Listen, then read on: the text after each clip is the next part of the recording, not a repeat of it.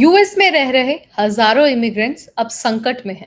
Department of homeland security ने CBP one app के जरिए अमेरिका में दाखिला पाने वाले माइग्रेंट्स को यह साफ कह दिया है कि अब आपको अमेरिका छोड़ना होगा। यह आदेश सीधे तौर पर उन लोगों को भेजा गया है जिन्हें पहले कानूनी रूप से एंट्री दी गई थी और काम करने का अधिकार भी दिया गया था। लेकिन अब ट्रंप सरकार का कहना है कि पेरोल खत्म किया जा रहा है ताकि अमेरिका की जो बॉर्डर्स हैं, जो सीमाएं हैं, वो और ज्यादा मजबूत हो सके। तो आज की इस वीडियो में हम जानेंगे कि आखिर ये सीबीपी वन ऐप है क्या, ये फैसला अचानक क्यों लिया गया और इससे किन देशों के लोग सबसे ज्यादा प्रभावित हो रहे हैं।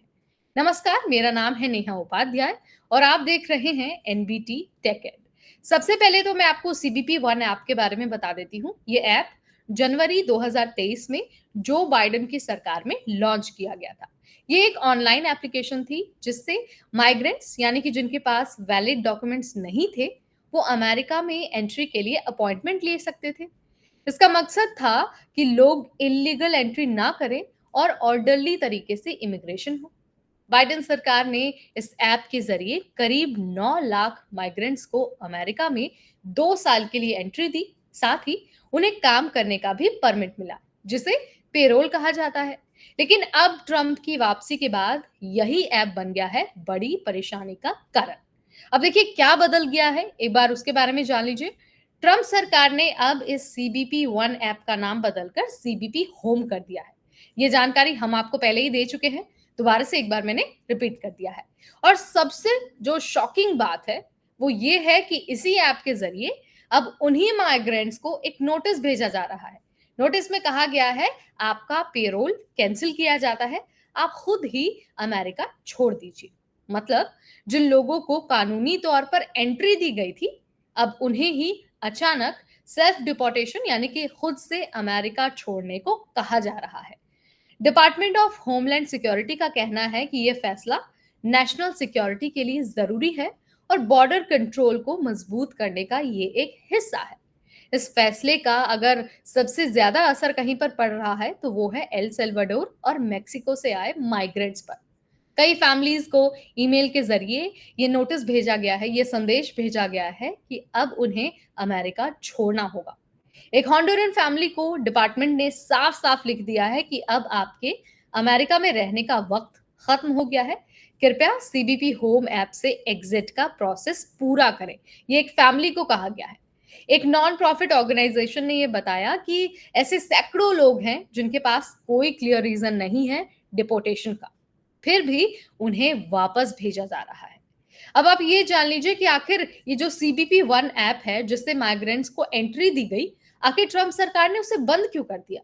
अब देखिए ट्रंप सरकार का मानना है कि बाइडेन के वक्त जो पेरोल दिया गया था उसने अमेरिका के इमिग्रेशन सिस्टम को कमजोर किया और बॉर्डर क्राइसिस को और ज्यादा बढ़ा दिया।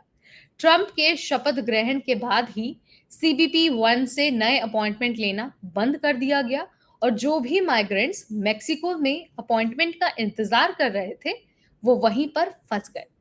अब जो पहले से अमेरिका में हैं, उन्हें भी बाहर निकलने को कहा जा रहा है।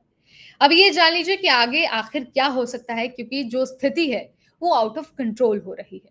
अब देखिए ये फैसला ये दिखाता है कि ट्रंप की वापसी के बाद इमिग्रेशन को लेकर जो पॉलिसीज थी वो जाहिर सी बात है पहले से ज्यादा बहुत सख्त हो गई हैं और हर दिन हमें उसका असर भी दिखता है।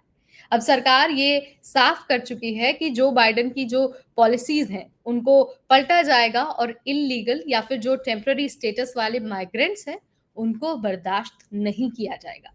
ये भी पॉसिबल है कि आगे चलकर ऐसे दूसरे जो ह्यूमैनिटेरियन प्रोग्राम्स हैं जैसे कि टीपीएस या फिर डीएसीए, इन सब पर भी असर पड़ सकता है।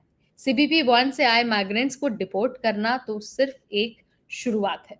ट्रंप सरकार अब हर उस लूप होल को बंद करना चाहती है जिससे माइग्रेंट्स अमेरिका में एंट्री ले रहे हैं।